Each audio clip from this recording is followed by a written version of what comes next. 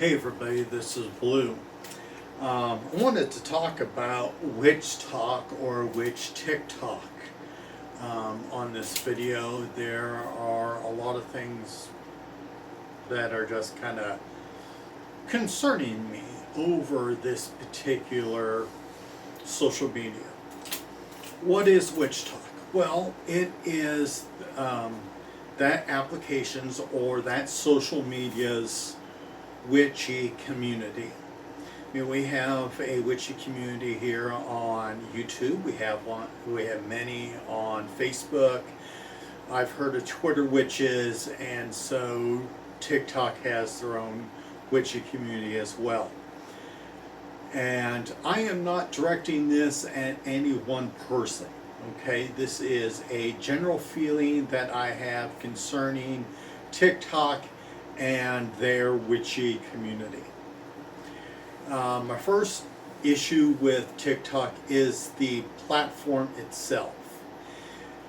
TikTok is a Chinese company, and I have done some research, watched a lot of videos, and there is a strong concern that the information that you download to have your TikTok account is being handled by the Chinese Communist Party.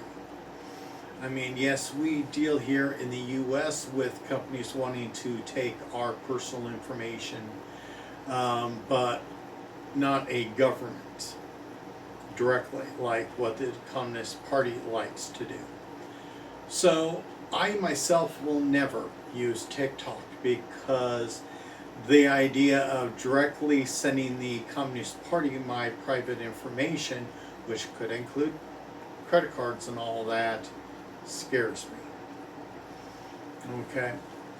Now, there's also the platform itself on duration. Now, this I'm going to also talk about a little bit later on. You are allowed to create 15-second videos, and then you can connect 4 of them together to make a minute-long video, or you can download some videos from another source onto that particular media source. So, and I just find that kind of limiting, and it's kind of like, man, if you want to talk about witchcraft, paganism, and all that, man, you got just a real short time to talk about it, so that's going to leave out a lot, but that's a little bit further down in the conversation. Now on to actual Witchtok. The part, I guess, a lot of parts I hate is the titles. I am seeing a lot of baby witches, baby witch this, baby witch that. Now, you are either a baby witch or an elder witch here on Witchtok. So if you are new to witchcraft, you are a baby witch. I find that kind of a demeaning title. I mean, because you see, like with Wicca and many traditional forms, they have different degrees. So when you're first starting out with like a lot of traditional Wiccas, you are a neophyte, which means that you are still learning. You're in like your first year of learning about the craft. And after a year and a day, in most traditions, you would then go to this, first degree, second degree, third degree. Okay? But they don't have that there. And so this is a very vague structure. So how do you know when you're going to stop being a baby witch and an elder witch? What kind of structure is there? There is none. So a person could technically read a book about anything. Let's play the Azure Dragon Feather here. And you read Dancing with Dragons, and then you could say, I'm an elder witch, hey, and I'm going to teach everybody about Draconic Wicca. So there is something lacking there. This kind of shows the lack of teachers here again, because we don't have really a way to say who's an elder and who's a baby witch.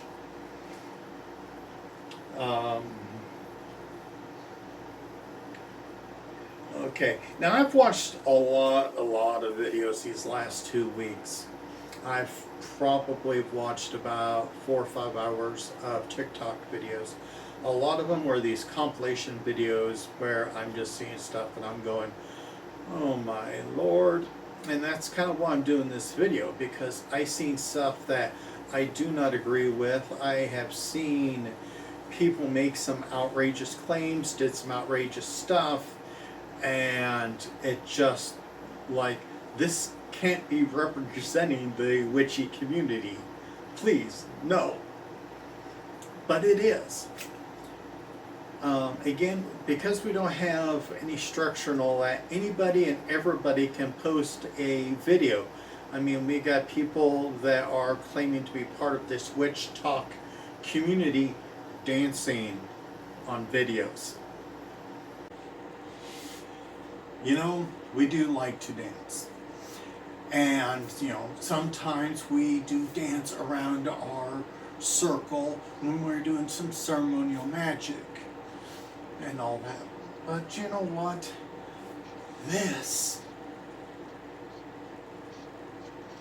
That's just not really witchy. And so I wonder why so many people are doing that on TikTok or Witchtok or whatever talk you want to talk about.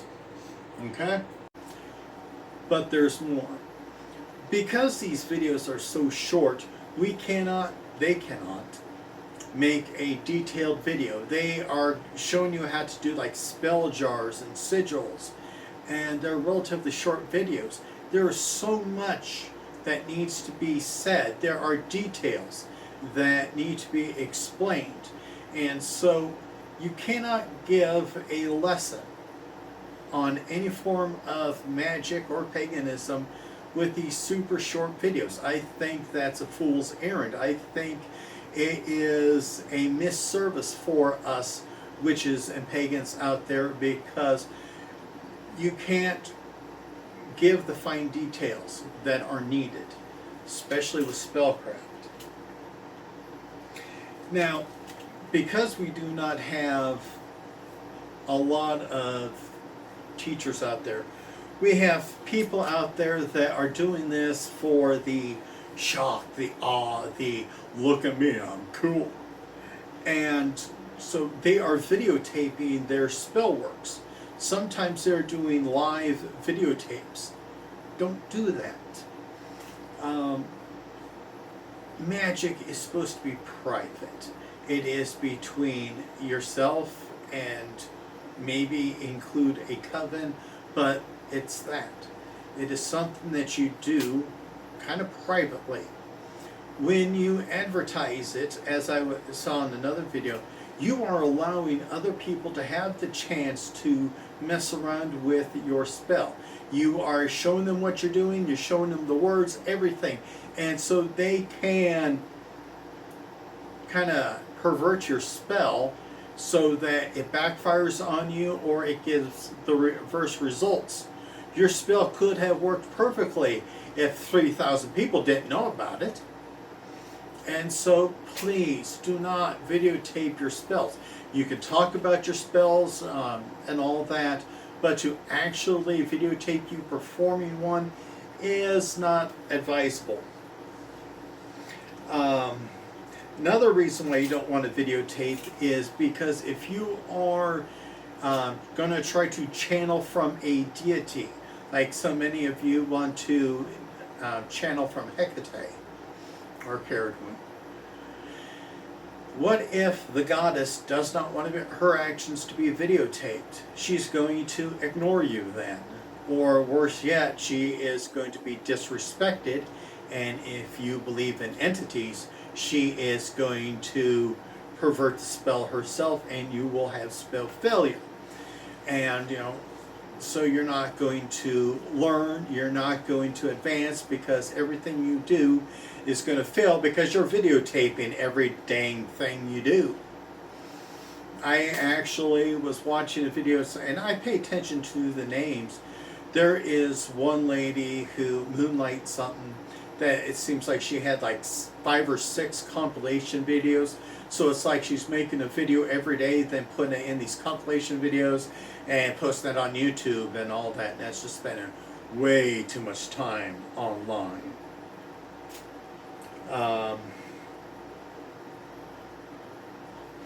Okay, now as I say, in these videos are short, you can't add much to it. Magic is fickle. Magic has a way of being easily diverted. It can turn on you in an instant. Details are everything. There is a story that my better half told me, and I'm going to share it with you. When she was in California, there was a young lady who was wanting some spell work so she can have plastic surgery. She was in a hurry. Her image was very important to her. And so she did some spell work, and she was not detailed. And so she thought everything was going to go right. She's going to get what she wants. And a few months after casting that spell, she was in a car wreck. And there was this fire in the car. She had damage to her face. She got her plastic surgery. She got her face worked on to repair the damage that was done. So you have to be careful what you ask for. Details are everything. You want to do a money spell, you're asking for more money. Well, you gotta make sure you know what you're talking about. Put the details in there, because if you walk down the street and you find $1, that's more money, and that might be all you get. So if you are trying to do a money spell so you can get enough money to pay rent, make sure that you put in there to pay rent and how much rent was. Okay? That sometimes doesn't work, because some of us believe that since money is a man-made object, Mother Nature, the energies around us, do not understand the concept of money. And so that's why some money spells, or money spells in general, fail more than they succeed. Okay? Teachers are needed. Show respect to the deities. I've done a video on this. We have people in the witchy pagan community that think that they can do spells, do requests, do this, do that, get everything they want, but don't have to give. You have to develop a relationship with your deities, your spirits, your entities, your guides, and all that. It is not a one-way relationship where you just have to receive. You have to give.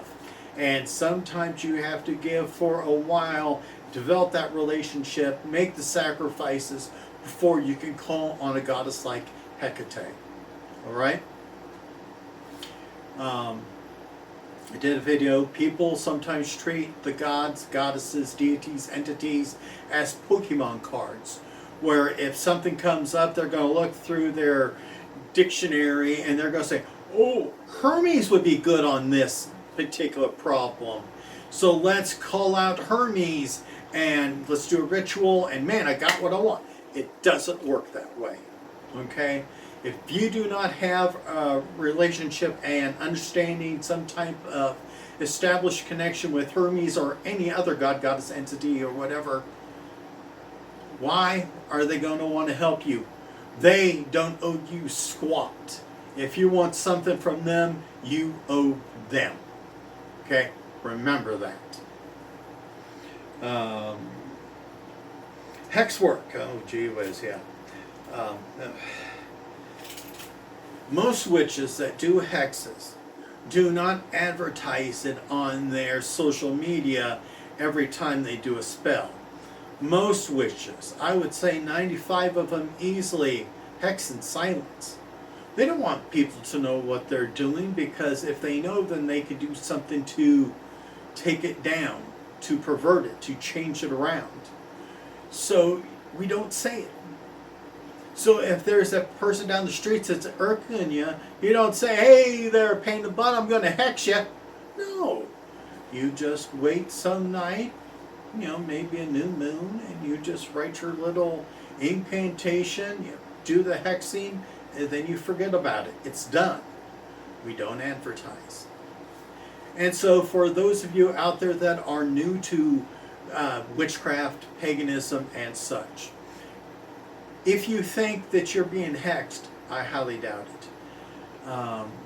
Yes, it can happen, but if somebody's out there saying that they could do this, could do that, because, man, I know this one person who thinks that she can snap her fingers like that and hex somebody. It doesn't work that way. Okay?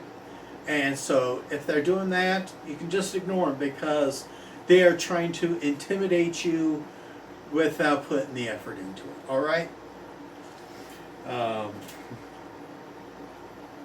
We have a lack of teachers out here in the online communities. I'm talking Twitter, TikTok, and YouTube, and Facebook. We have so many solitary practitioners. A lot of people are reaching out for anybody to help them learn what witchcraft and paganism is. And so sometimes we are in such a hurry to learn something, we miss details. We miss little facts and all that. And like I said, magic is fickle. So if we are being taught like the 100 points of something, we might only catch, let's go 90% of them. Well, that 10% you're missing could be very, very important, and thus that could cause spell failure. That could cause the action that you're trying to do to reflect on you and it would actually cause you more problems than good. Okay, so you have to take the time and read a lot of books. Sometimes an author is not a good author. Okay? You can't just pick anybody, one person from Facebook and say, there's my mentor. It doesn't work that way. You need multiple mentors so that you can cross-reference information and see what makes sense, what is BS. Okay?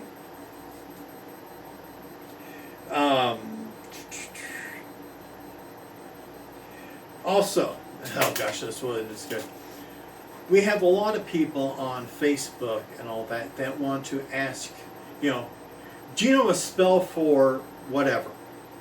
Well, guess what? If you have to ask about a spell, you're not ready for it. The best spell work that you can have is a spell that you create for yourself. Okay? Recently I did a gray sky spell on my channel. I made that video. I made that incantation. Every word I wrote myself. And because of that, it is more powerful for me. I can cast it. But if you cannot create a spell, you are not ready to cast that type of spell. So again, this is where we need teachers and all that. You need to be patient as well. We have so many people that want to read a book and then think that they are the high priestess of whatever. You're not. In traditional Wicca, it takes a year and a day to get past your first degree. Okay? This requires like reading 3 books, attending, I think it's 3 Sabbats, 2 Espats, having meetings with a high priestess. It takes time. And you can actually be denied advancement if you did not study consistently for a year and a day. So rushing into witchcraft paganism is laughable. Okay?